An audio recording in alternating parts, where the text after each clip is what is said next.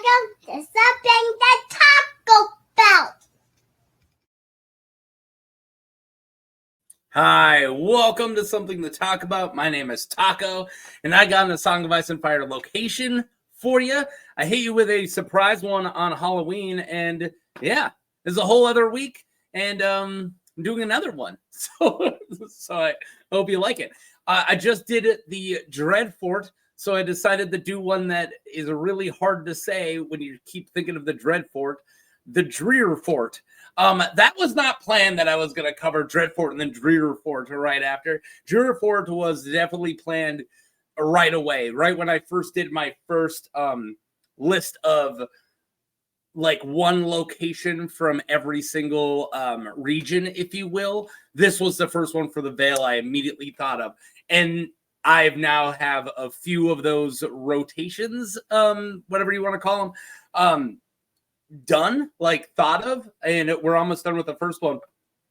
And it wasn't until like a couple weeks ago where I actually was like, oh, I'll do the Dreadfort for Halloween. So it ended up being Dreadfort leading in the Drearfort. If you don't know what's going on, pause this or read this. Definitely spoilers for the books in the show. That's why I wrote it in all caps. And also, I do these in all one big long take. I'm just going to sit here and rant at you like a nerd. So yeah, Drearfort. I'm really excited for this one. It gives me a chance to talk about House Baelish, which is really cool, and also look at a chapter I never really have a chance to look at. So yeah, so let's start with the location on the fingers. So the Drearfort is a derogatory nickname suggested by Lord Petyr Baelish for the seat of House Baelish in the Vale of Arryn, possibly in reference to the Dreadfort of House Bolton, which I just covered last week. Go watch it.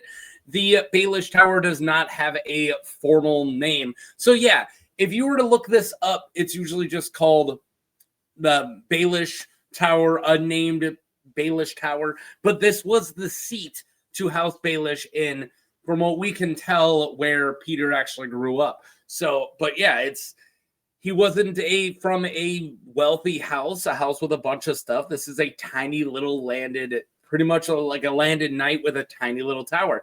And yeah, it doesn't even have a name, which is charming in its own right. And I do like the name Drearfort, even though it's hard for me to say. Though the exact location of the Baelish Tower has not been shown in the main books. We do visit there in the main books, but we don't know the exact location. The A World of Ice and Fire indicates the tower is on a peninsula southwest of the island called Paps. So that's the upper arrow I got, maybe that one, right? And then in a Game of Thrones chapter 18, Catelyn 4, she said Petyr Baelish states that the Baelish holdings are on the smallest of the fingers. So it's one of these two, the two I drew arrows to. It's hard to decide which one the smallest one is, and both of them are southwest of the Paps. So yeah, one of those. It's on one of those. Now let's just talk about all of the fingers. The fingers, or five fingers, are narrow peninsulas on the northeastern Vale of Arryn, which extend into the Narrow Sea and the Shivering Sea. The fingers are windswept, treeless, bare, and stony. It often rains in the region, which is located north of the Vale proper. Rivers from deep within the mountains of the moon flow east into the fingers, right? And a Coldwater Burn, which is one of my favorite names ever, is located along one of the rivers. Snakewood and Heartsholme are situated in the southern shore of the fingers. The islands called the Pebble and the Paps are islands located north and northeast of the fingers, respectively. So yeah, there you go. That's kind of the region. That's what we're working in. So I like to, because of where I live, when I think of like this kind of stony, I think of like the Great Lakes in North America, in the United States, where kind of the shores are very rocky, at least Lake Superior, the one that I'm most familiar with, kind of going north shore there. Although there's a lot of trees, I do think of like cold, wet, rainy, stony beaches, not really like sand beaches, right? And that's where my brain goes when I think of this area, the Fingers. So yeah, the founding of House Baelish. The house began with the great-grandfather of current Lord Petyr Baelish, who was born in Braavos and came to the Vale of Arryn as a sellsword employed to house Corbray. I said Cordray. Corbray. His son took the head of the Titan of Braavos as his sigil when he was knighted. His arms were a gray stone head with fiery eyes and a light green field. So yeah, I put the picture right there so you can see it. So the Hedge Knight's son became the smallest of the small lords in the Vale. During the War of the Ninepenny Kings, he became friends with Hoster Tully. This, of course, is Catelyn Tully and Lysa Tully's father and Brynden Tully's older brother, right? Hoster Tully. He later cashed in on the friendship to have his son Petyr fostered at River Run. So think of this as essentially a small lord, right? Like he's the son of a landed knight. He then gets knighted. He goes and fights in the War of the Ninepenny Kings. He becomes good friends with Hoster Tully, and then just like kind of using that little leverage, like, hey, since we're friends, can you foster my son? And it's, think of like the lowest of lords getting in the Vale, getting his son like fostered at the highest of lords in the Riverlands. So they must have been pretty good friends, because that's a heck of a deal he just got in there. So yeah, where was I? Petyr, nicknamed Littlefinger for his size and for the Baelish holdings on the smallest of the fingers, as the children grew older, so when he was staying there, Littlefinger fell in love with Catelyn Tully, who was several years older than him. Cat did not share Petyr's feelings, loving him as a brother instead. And then Cat's younger sister, Lysa Tully, on the other hand, fell in love with Petyr. Petyr would play kissing games with both Cat and Lysa in the Godswood of River Run, attempting to stick his tongue in their mouths. Dude, get consent first. What are you doing? Cat stopped Petyr, but Lysa both allowed and enjoyed it. And she's like, make out with me. What's up?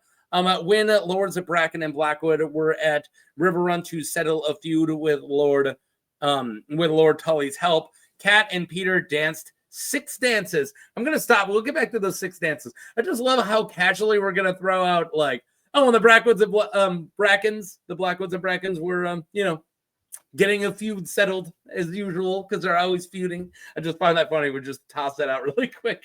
If you were the Lord of River Run, you must get so annoyed of, like, wake up, like, horses are coming, like, oh, man. And you just see, like, a Blackwood horse, Bracken horse, and it's like, yes, what? What are you guys mad about this week? He said this.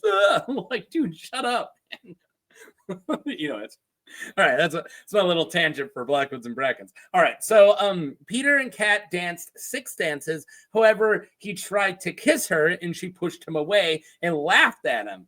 Petyr, just take a hint. Petyr felt rejected and then got drunk. He passed out at the table and was brought to his bed by the Blackfish, which is hilarious. Lysa then snuck in and gave Petyr her maidenhead. She snuck in and lost her virginity to him, right? Still drunk, Petyr believed he was banging Cat and not Lysa, and he called her Cat and told her that he loved her before falling asleep. I don't know how, like, that had to have been so devastating for Lysa. I can't believe it continued. Like, if I was Lysa and I went and stuck in and banged this guy, and then he was like, called me my sister's name. Can we drop the analogy? I would be like, dude, never mind. I'm sleeping with you anymore. What are you doing? But she stayed in love with him. So yeah, for the rest of her life. The fall and rise of Littlefinger. See what I did? I flipped it. Not the rise and fall, because he fell first. Fall and rise of Littlefinger. In 282 AC, when the date of Catelyn's wedding was announced, Petyr, scarcely 15 years old, challenged the 20-year-old Brandon Stark to a duel for her hand. Not smart, bro. Petyr asked Cat for her favor to wear, but she refused, giving it to Brandon instead. Cat begged Brandon not to kill Petyr, which he agreed. He's like, I won't kill him. I'm going to beat the tar out of him, but I'm not going to kill him. Well, Brandon offered Petyr multiple chances to yield. Littlefinger refused to give up. And in the end, Petyr was staggering and bleeding from a dozen wounds. When Brandon ended the battle with a backhand cut so brutal, Catelyn was convinced it was mortal. So yeah, it almost did look like he killed him. Petyr was given a fortnight to recover at River Run, during which time Lysa helped take care of him. Catelyn did not go see him. During this fortnight, Petyr slept with Lysa again. He would later claim to have taken both of the maiden heads of both the Tully sisters due to his belief that the first encounter with Lysa was actually Catelyn. So he still thinks he slept with Catelyn that first night. After he recovered, Hoster sent Petyr away from River Run. Catelyn did not say goodbye to him. Lysa was left pregnant, and then Hoster, who had believed Petyr to be too lowborn, forced Lysa to drink moon tea and abort the pregnancy. Oof. All right. In 289 AC, so a few years later, Petyr was given the customs at Goldtown by Lord Jon Arryn on suggestion of his wife, Lysa. So it was Lysa's idea to get Petyr a job at Goldtown. According to Lysa, Petyr increased incomes tenfold when he was in control of the city's port. Lysa then convinced Jon to bring Petyr to court in King's Landing and was given a job in customs. So that at this point, Jon Arryn was hand of the king for Robert Baratheon, right? Petyr distinguished himself, bringing in 3 times as much as any other loyal collector. Within 3 years of coming to the capital, Littlefinger had become master of coin. Around this time, now Lord of the House. A Lord of the House, Petyr changed Baelish arms from the head that we know of to the own Mockingbird sigil. So yeah, I don't have any slides where I'm using the Mockingbird sigil, but I did use it in the thumbnail, right? So at this point, we don't know what happened to his dad. We just know his dad passed away or something. So he is now in charge of the house. And then he changed, because he's now in charge of the house, changed it from the Titan's head to a bunch of mockingbirds, which, fits him more because he's a chatty bird, right? A little bird told me. The old Flint Tower. So this is my, it depends on which house I'm talking about. Sometimes I want to do the layout right away. Like I usually do the area in which it's in and then the layout and history. But this time I'm deciding, I'm doing history first and then the layout. It kind of depends on whatever I'm feeling when I'm looking at that specific house, right? So the old Flint Tower. The old Flint Tower is located on the smallest of the fingers. Again, we're not sure which. It has arrow slits for defense, but no windows. An open stone stair winds around the inside of the castle to from the undercroft to the roof, and each of its floors has only one room. The undercroft is likely used for storage. The servants include Umfrid, great name, Gristle, Bryen, and Kella. The servants lived and slept in the kitchen at ground level, sharing space with a huge brindled mastiff and a half a dozen sheepdogs. So they slept with the dogs.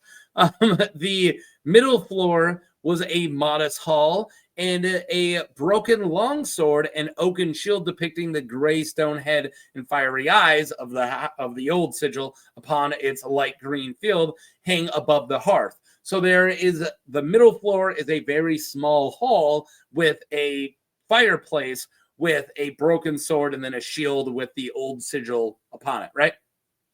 There is a little alcove in the hall beneath the stairs. The third floor contains the Lord's bedchamber. The area includes a flock of sheep and a village of a dozen families near a peat bog and a hermit's cave. That's pretty cool. There is also a spot where the tide comes jutting up out of a blowhole, which is cool, to shoot 30 feet in the air, and another where someone has chiseled the 7-pointed stars upon a boulder. And according to Petyr Baelish, the star marks a landing place during the coming of the Andals to the Vale. It takes only half a day to traverse the territory because it's not much of a territory, and there is no safe anchorage point for large ships. And we're going to get to that because we got 3 chapters, or no, we got 1 chapter, 3 slides that actually take place at the Drearfort. So let's get to it.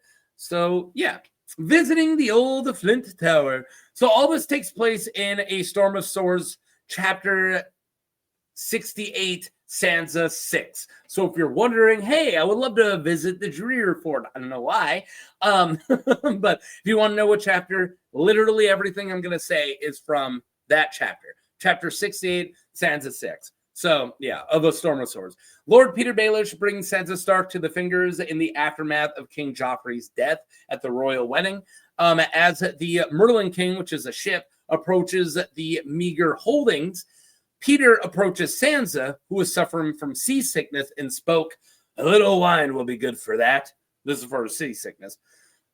"We'll get you a cup as soon as we're ashore." Petyr pointed where the old Flint Tower stood, outlined against a bleak gray sky, the breakers crashing on the rocks beneath. "Cheerful, is it not? I fear there is no safe anchorage here. We'll put ashore in a boat," he continued. She then asks, "Here?" Clearly not wanting to go ashore, finding something forlorn and desolate about the little tower, she tells Littlefinger that she thought they were going home, as in Winterfell. And Petyr answers, "And there it stands, miserable as it is, my ancestral home. It has no name, I fear. A great lord's seat ought to have a name. Wouldn't you agree? Winterfell, the Eyrie, River Run, those are castles. Lord of Harrenhal now, that has a sweet ring to it. But what was I before? Lord of Sheepshit and master of the Drearfort? It lacks a certain something." He goes on to tell her that her childhood home, Winterfell, is now gone, and she needs to make a new one. She pleads that the new home not be here. And he goes, "Small and bleak and mean. Is that all?" Yeah, it's all that and less. The fingers are a lovely place if you happen to be a stone. I have no fear we shan't stay here for more than a fortnight. I expect your aunt is already writing to meet us. Lady Lysa and I are to wed. So, yeah. Sorry, I didn't work out what my little finger would be. I'm just kind of using my default little finger. But yeah, you guys are enjoying it. Meeting the household. Sansa is surprised to hear that, and after they talk a little bit, Luther Brune and old Oswell Kettleblack row them ashore. Servants emerged from the tower to meet them, a thin old woman and a fat middle-aged one. So one thin old woman and a fat middle-aged woman, and 2 ancient white-haired men, and a girl of 2 or 3 with a sty on her eye. I wasn't sure what a sty is. Like a patch? Like I tried to look it up. I couldn't find it. What's a sty on your eye? I don't know. But the little girl has one. That's all I know. Bring it up to George. Ask him. When they recognize that Lord Petyr, they kneel on the rocks. "My household," he says. "I don't know the child. Another of Kella's bastards, I suppose. She pops one out every few years. Oswell and Luther carry her above the water to shore. Little Digits," that's what I'm calling Petyr, "gave the old woman a kiss on the cheek and grinned at the younger one. Who fathered this one, Kella?" The fat woman laughed and said she can't rightly say, and that she's not one for telling them no. Petyr says that he is sure the locals are grateful, and the old man then greets him, asking him how long he'll be here. As short a time as possible, Bryen. I don't know what the Bryen. All right. Have no fear. Is the place habitable just now, would you say? The crone says, "If I were you coming, I can't read. If we knew you were coming, we would have laid down some fresh rushes, my lord. There's a dung fire burning." Jeez. Petyr says that nothing says homecoming like a good old dung fire. Am I right? He tells Sansa, Gristle was my wet nurse, but she keeps my castle now. Umfrid is my steward, and Bryen, didn't I name you captain of the guard last time I was here? Bryen confirms, but said that he never got more men, which Petyr promised them, and that the watch is just him and his dogs. So yeah, the city watch of the Drearfort is that old dude and the dogs. Delightful. I like it. I just want him on the Drearfort. Lysa arrives. Petyr said that there must be, not yet, get to it, just the name of the slide. Petyr said that they must be doing a good job because his rocks have not been stolen, and asked how many sheep he still has. And Gristle tells him that they had 29, but one of the dogs got one, and then they ate a couple of them, and they're now down to 23 sheep. Cold salt mutton. I must be home. When I break my fast on gull's eggs and seaweed soup, I'll be certain of it. Littlefinger said, and they went inside, and Sansa judged it for even being smaller inside than it looked outside. The device planted on the shield, or painted on the shield, so this is a shield above the fire that I brought up earlier. The device painted on the shield was one Sansa did not know. Petyr explained, my grandfather's shield. His own father was born in Bravos and came to the Vale as a sellsword in the hire of Lord Corbray. I said Cordray again. What am I doing? So my grandfather could take the head of the Titan as his sigil. But when he was knighted, Sansa said that it is very fierce. And Petyr said that it's a little too fierce. Yeah, he's not much of a fierce guy, Petyr. After a bit, once they are alone, Littlefinger and Sansa work out the new alias for her, Elaine Stone. They talk about it, come up with it. She learns that Oswell is actually a kettle black. Littlefinger tells her that it was the Queen of Thorns,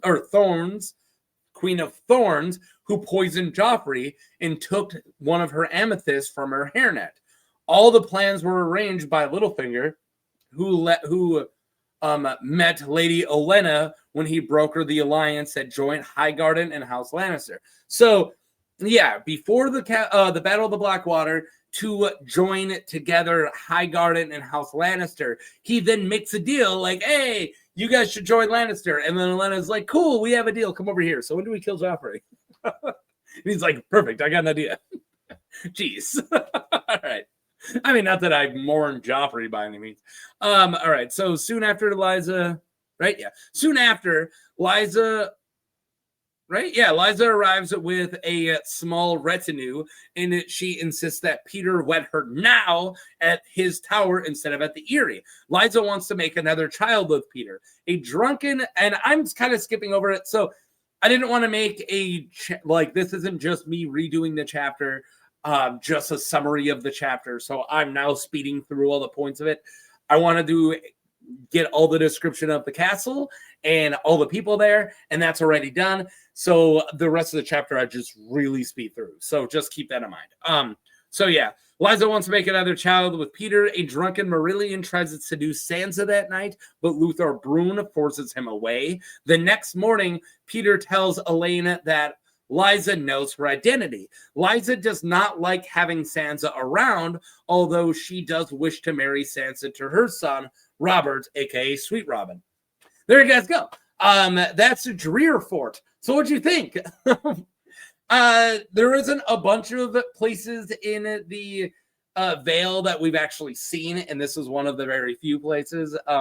So let me know if you got a spot that you really want me to cover in the Vale. Keep in mind, I would like art somewhere for it. And if a character can visit there, that would be really great. If not, can we get a bunch of history of either the house there or of the castle itself or the seat itself, whatever. So yeah, if you have an idea for the Vale, let me know. And it might already be one that I have on my list. If not, I'll add it. And, I'll say you requested it.